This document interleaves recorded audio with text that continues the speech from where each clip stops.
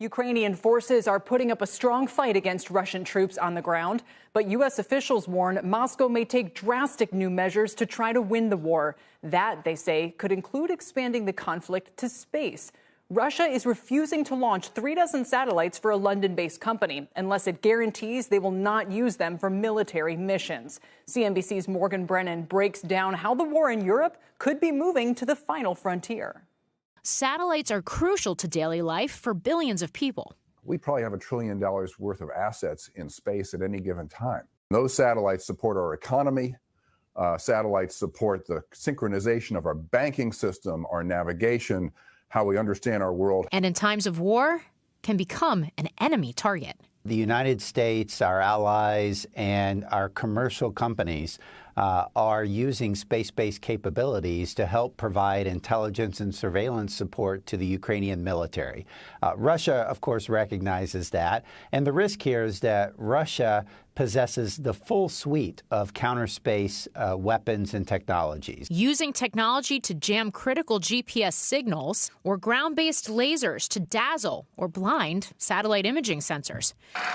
Most drastically, missiles shot from Earth with the intent to destroy, a capability demonstrated just last November when Russia blew up one of its own satellites.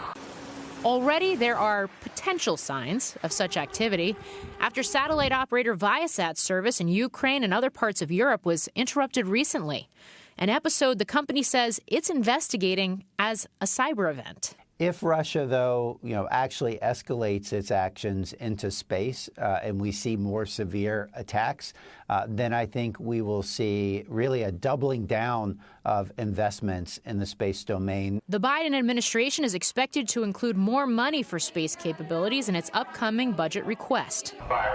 Companies are investing as well. Virgin Orbit provides launch services for small satellites using a rocket that takes off from under the wing of an adapted Boeing 747 jet. CEO Dan Hart says that capability to launch from effectively anywhere could make these threats eventually obsolete. We can change the way we do space in that we can allow the U.S. government and our allies to launch from anywhere at any time, do it unwarned so that everybody's not waiting for the big launch to happen from the Cape. Instead, a satellite pops up from the middle of the ocean.